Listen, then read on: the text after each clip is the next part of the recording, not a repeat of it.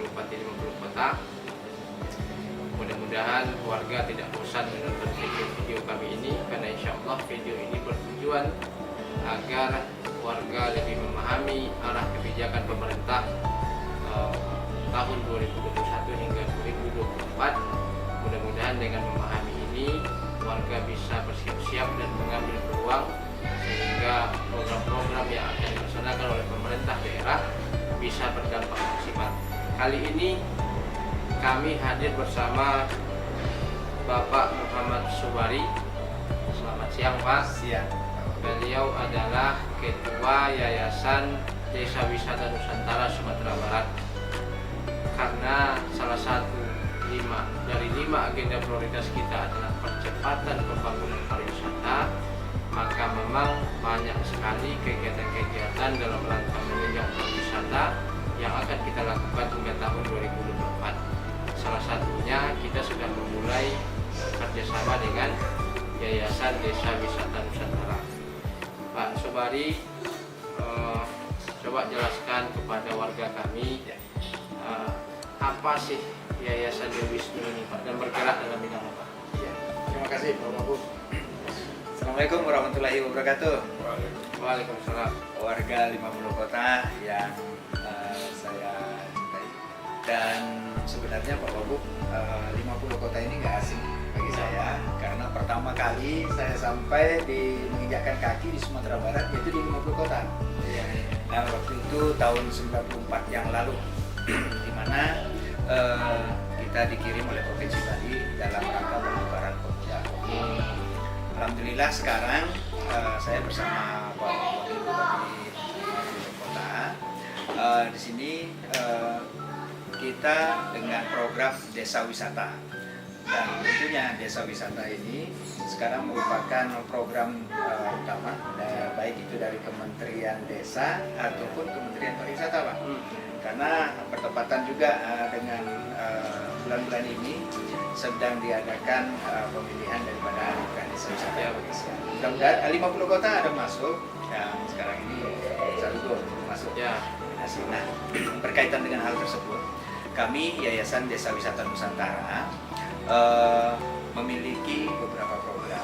Namun sebelum itu, Desa Wisata Nusantara ini telah mengadakan kerjasama dengan Kementerian Desa sebagai perpanjangan tangan bagaimana pelaksanaan atau percepatan daripada pengembangan dan pembangunan desa-desa wisata.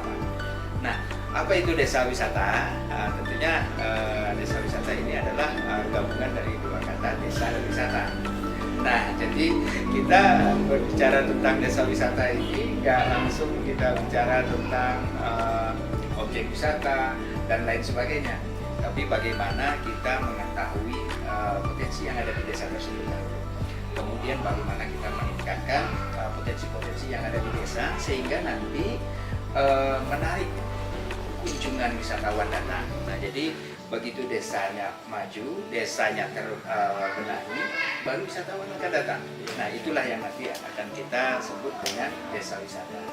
Nah, sementara Yayasan Desa Wisata sendiri atau kita kenal dengan sebutan Desa Wisata Nusantara Foundation, ini berkantor pusat di Bali.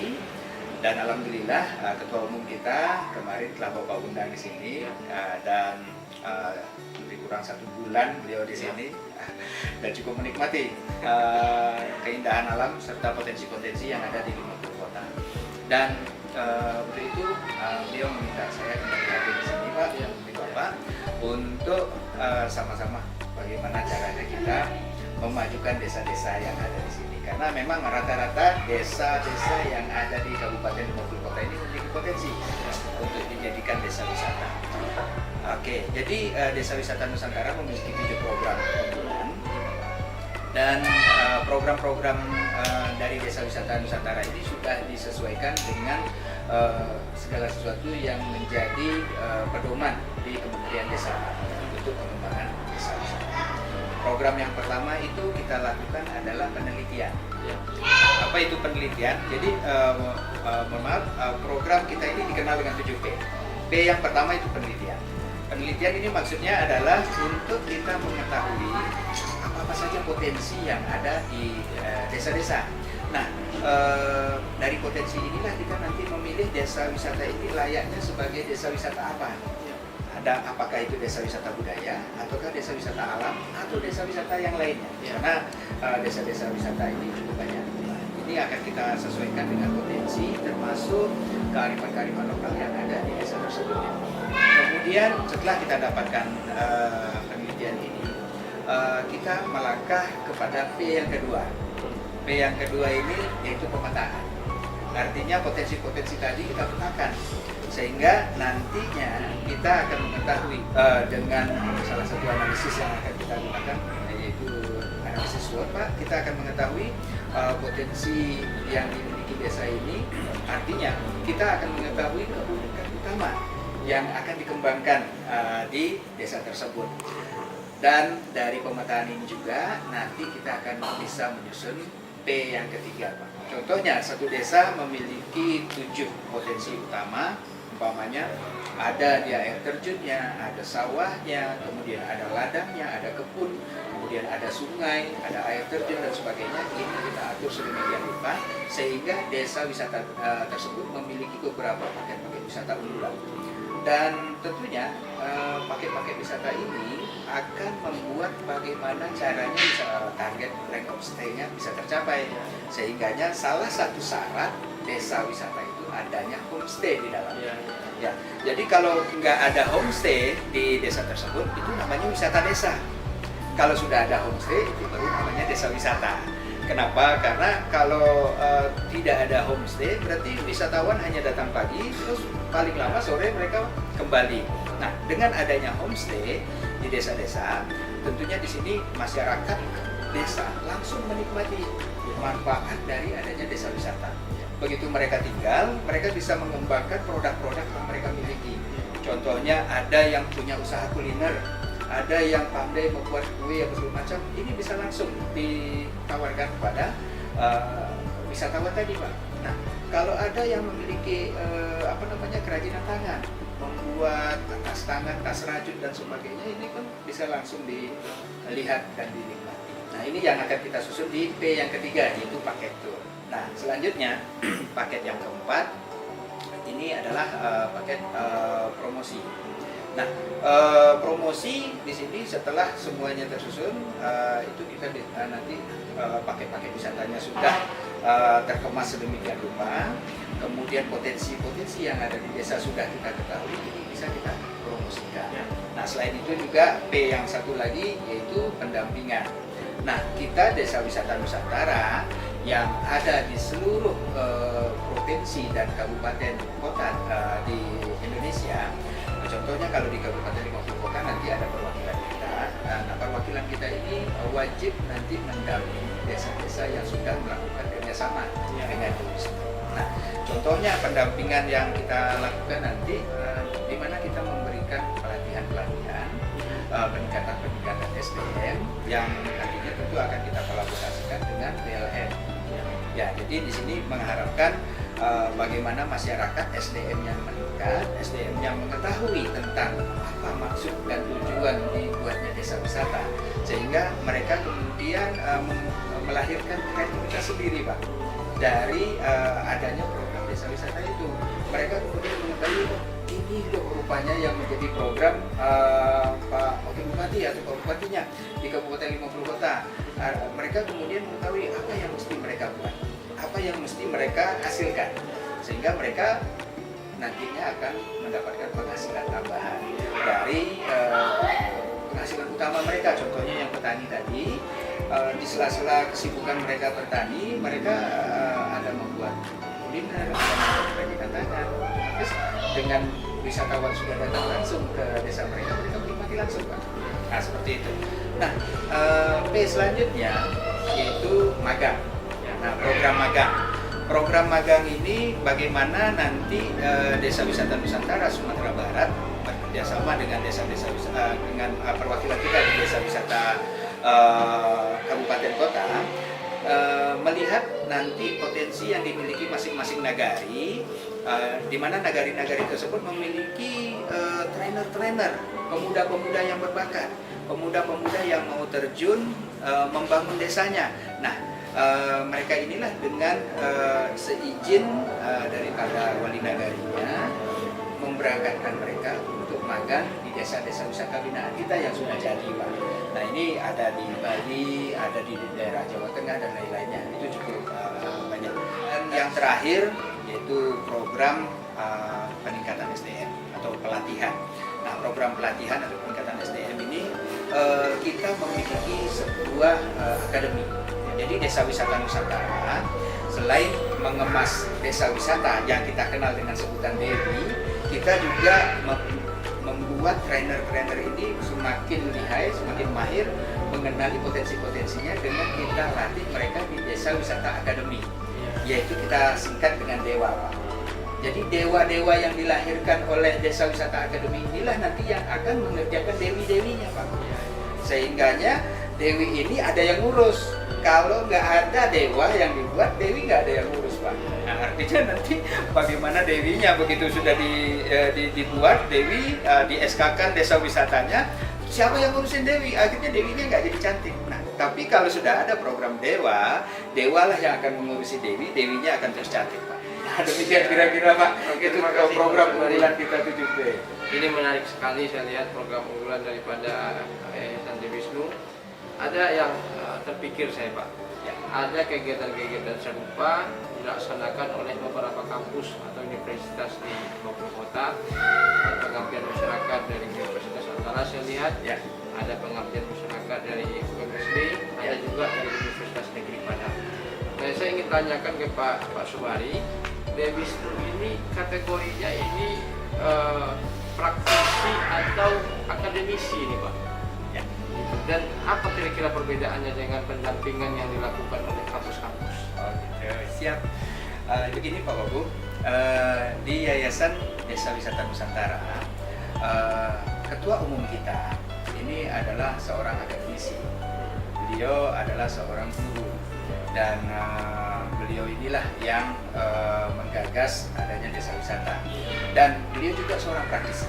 Artinya kita di Yayasan Desa Wisata Nusantara memiliki artinya memiliki kelengkapan baik dari sisi akademisi maupun dari sisi praktisinya.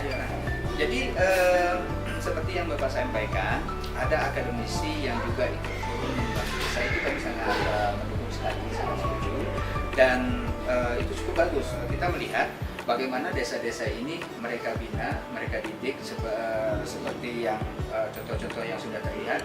Ada dari Muhammadiyah yang telah berhasil membangun Kampung Sarubo, kemudian ada Universitas Andalas dan lain-lainnya. Nah, di sini kita hanya berpendapat alangkah baiknya universitas-universitas tersebut atau akademisi ini menjadi kerjasama dengan praktisi. Ataukah kita juga ada program kerjasama dengan akademisi ini, Pak, di mana akademisi mereka akan melahirkan kajian-kajian akademis. Mereka lebih pada keunggulan di penelitian-penelitian. Nah, di sini praktisi memiliki peranan mengetahui minat pasar. Contohnya ibarat yang paling simple, kita membuat kue, Pak. Kalau membuat kue, ini kita nggak tahu selera pembelinya, nanti kue yang kita buat ini jadi mubazir. Nah, contohnya kita bikin kue bika, rupanya yang peminatnya tidak menginginkan bika. Nah, siapa yang tahu minat pasar itu seperti apa? Praktisi. Di sini kita sering melihat travel agent. Travel agent ini memiliki customer sendiri, memiliki wisatawan atau memiliki pelanggan-pelanggan yang sudah biasa. Dan pelanggan-pelanggan ini mereka sudah tahu minatnya. Tahun ini mereka menyukai city tour. Besok mereka nggak suka city tour lagi. Besok mereka menyukai wisata alam. Nah, kalau akademisi tidak berkolaborasi dengan praktisi, dikatakan nanti desanya jadi, tapi tidak diminati oleh pasar. Oke, terima kasih banyak Pak Subari. Kemudian ini saya mau sharing nih kepada Bapak. Kita dari 5 agenda prioritas kita, salah satu di antaranya itu adalah percepatan pembangunan sektor pariwisata. Kita punya lebih daripada 300 potensi destinasi yang masih hidden, yang insya Allah punya potensi bagus untuk kita kembangkan. tahun 2021 hingga 2026 kita akan membangun 50 destinasi baru. Selama 5 tahun itu, setiap tahunnya kita akan membangun 10 destinasi baru. Membangun berbasis kawasan, membangun destinasi baru untuk menopang atau mendorong Harau sebagai destinasi utama. Nah, tahun 2022 insya Allah akan kita bangun 10 destinasi baru, Pak. Nah, kira-kira menurut Bapak, sebelum kita memutuskan untuk membangun 10 destinasi ini, apa yang bisa kita kerjasamakan dengan Dewisnu agar prosesnya ini berjalan dengan baik dan kemudian mereka diminati oleh pasar? Ya. Terima kasih Pak Bumbu. Jadi ini pertanyaan yang ini luar biasa menarik ini. Jadi kita melihat di sini potensi dari Lembah Harau yang luar biasa. Artinya tidak salah Kabupaten 50 Kota memposisikan Lembah Harau sebagai center daripada daya tarik wisatanya atau daerah tujuan wisatanya. Nah, di sini untuk menunjang dan mendukung Lembah Harau, berarti paling tidak kita akan mengambil radius yang terdekat dari Lembah Harau, desa-desa yang terdekat. Nah, ini yang mesti kita lakukan pendekatan atau kerjasama bersama dengan nagari-nagari di sekitaran Lembah Harau. Kemudian kita melaksanakan program Dewisnu yang pertama dan yang kedua, yaitu kita melakukan penelitian dan pemetaan sehingga masing-masing nagari atau desa yang ada di sekitaran Lembah Harau nanti bisa dimunculkan potensi mereka yang berbeda. Artinya kita akan memunculkan uniquely masing-masing desa. Artinya desa 1 sampai desa 10 itu nggak sama keunikannya. Walaupun ada kemiripan, kita akan mencoba untuk mendapatkan potensi yang unik dari masing-masing ini sehingga wisatawan yang datang itu mereka punya keinginan mengunjungi ke 10 desa tersebut pada selain Lembah Harau. Nah, jadi kalau sama masalahnya, oh saya sudah datang ke sana, sana nggak perlu lagi. Jadi ini yang perlu kita gali untuk mengetahui potensi-potensinya. Setiap destinasi harus punya keunikan berbeda. Betul, Pak ya. Betul, Pak. Oke Pak. Jadi begini, berarti kita secara teknis harus memulai dengan MOU antara yayasan dengan pemerintah kabupaten ya. Ya. Kemudian setelah itu dilanjutkan dengan PKS antara yayasan dengan Nagari. pemerintah nagari Ya. yang ingin membangun destinasi wisata mereka. Oke Pak Subari, pertanyaan saya berikutnya adalah, misal nih ada pemerintah nagari kita yang mau bekerjasama dengan yayasan dalam rangka pemetaan dan penelitian, ya kan? Tentu pembiayaan itu akan bersumber dari APBN mereka, dari anggaran pendapatan belanja nagari mereka. Itu akan bersumber dari situ. Ketika mereka menganggarkan pembiayaan dari APBN mereka, tentu mereka berharap ada hasil yang signifikan. Jadi kira-kira keluaran daripada PKS antara yayasan dengan pemerintah negara ini apa itu? Jadi keluarannya nanti outputnya kita akan mendapatkan semacam kajian akademis. Ya. Jadi kajian akademis ini kajian tentang potensi-potensi yang ada di nagari-nagari mereka, sehingga dari kajian akademis inilah nanti kita akan memfokuskan mana yang akan dikerjakan lebih awal, mana yang akan di-setting lebih dulu untuk dijadikan sebagai potensi utamanya. Nah, contoh daya tarik utamanya, mungkin desa yang pertama itu memiliki keunikan dari sisi kuliner. Kuliner yang mana? Contohnya kalau yang desa yang pertama ini keunikannya kulinernya rendang. Jadi rendang ini yang akan kita angkat. Rendangnya ini kita kaji sedemikian rupa seperti apa keunikannya dan sebagainya. Kemudian didukung dengan potensi yang lainnya. Jadi dari kajian akademis inilah nanti kita mengembangkan desa tersebut, Pak. Nah, jadi nanti dari kajian akademis yang kita dapatkan, ini juga tentunya akan mengantarkan kepada desa tersebut untuk mengetahui bagaimana kedepannya mereka mengembangkan desa mereka. Semacam proposal, Pak ya? Semacam proposal. Artinya output dari kerjasama ini pertama dokumen perencanaan berupa kajian akademis. Ya. Kemudian yang kedua, Dewisnu akan membantu pemerintah negari untuk membuat proposal perencanaan pengembangan kawasan. Ya, betul. Oke, berarti ini betul-betul bermanfaat sekali. Jadi bagi pemerintah negari kita yang punya visi untuk membangun negarinya menjadi negari wisata atau desa wisata, ini adalah peluang bagi kita untuk bisa membuat perencanaan yang bagus. Kita bisa mendapatkan kajian akademisnya berupa dokumen perencanaan, dan kita dibantu juga untuk membuat proposal pengembangan kawasan.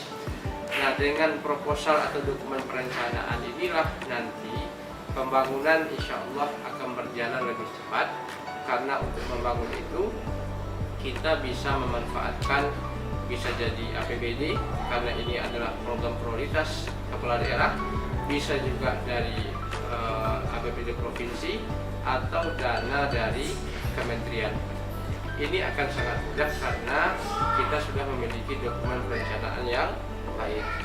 Nah, kemudian pada sisi terakhir dalam kesempatan ini saya ingin sampaikan kepada semua warga, terutama pemerintah negari di Kabupaten 50 Kota, bahwa insya Allah pada tahun 2022 kita akan membangun 10 destinasi baru. Hingga hari ini kita belum memutuskan satu pun dari 10 destinasi yang rencana akan kita kembangkan. Saya sudah instruksikan kepada Dinas Pariwisata untuk berkomunikasi dengan pemerintah negari, karena ada 4 syarat yang kami berikan kepada nagari agar nagari tersebut kita pilih sebagai nagari yang pertama kali kita bangun pada tahun 2022. 4 syarat itu adalah: yang pertama, pemerintah nagari memfasilitasi pembebasan lahan menuju objek atau destinasi yang akan kita kembangkan. Syarat yang kedua adalah pemerintah nagari memfasilitasi hibah 1 hektar lahan di sekitar kawasan untuk pemerintah kabupaten. Di lahan 1 hektar ini nanti Pemkab akan membangun kawasan parkir atau kawasan belanja dan lain sebagainya. Kemudian pada syarat yang ketiga adalah pemerintah nagari memastikan bahwa objek atau destinasi itu milik pemerintah nagari atau pemerintah kabupaten. Jadi tidak bisa milik suku, kaum, atau milik pribadi. Nah, kemudian yang keempat adalah kami mewajibkan pemerintah nagari atau wali nagari berkomitmen untuk mengalokasikan 200 juta dari dana desa untuk pengembangan kawasan setiap tahun. Nah, nagari-nagari yang bisa memenuhi 4 syarat ini akan menjadi pertimbangan utama sebagai nagari yang akan dibangun destinasi pariwisatanya pada tahun depan atau pada tahun 2022. Nah, mudah-mudahan banyak di antara pemerintah negara kita yang memiliki visi yang sama dengan kepala daerah saat ini. Oke, Pak Subadi, ya, sebagai closing statement, ada yang bisa Bapak sampaikan kepada warga Lumpur Kota? Silakan. Ya, terima kasih. Oke, warga Lumpur Kota, tentunya di sini ada Jadi Mama Gundukan Buang, Adik Ulama Jadi Pandai, warga nagari, dan seluruh elemen yang ada di Kabupaten 50 Kota. Program yang disampaikan oleh Bapak Wakil Bupati kita itu sungguh luar biasa, dan pembangunan yang langsung tertuju pada desa ini adalah sesuatu yang luar biasa, di mana pembangunan ini langsung sampai kepada titiknya, dan pembangunan dari desa untuk desa. Jadi jangan sia-siakan kesempatan ini. Mari sama-sama kita bangun nagari kita. Mari sama-sama kita bangun Kabupaten 50 Kota agar dapat bersaing dengan wilayah-wilayah lainnya. Tentunya kita dari Yayasan Desa Wisata Nusantara akan membantu sekuat tenaga dari sisi promosi dan sebagainya untuk memperkenalkan kearifan lokal dan potensi-potensi yang ada di Kabupaten 50 Kota. Jadi harapan kita, mari Bapak-Bapak Wali Nagari atau Ibu-Ibu Wali Nagari yang ada di Kabupaten 50 Kota, sukseskan program dari Bapak Wakil Bupati kita. Oke, Oke, demikian, terima kasih, sampai jumpa pada kesempatan berikutnya. Assalamualaikum warahmatullahi wabarakatuh. Waalaikumsalam.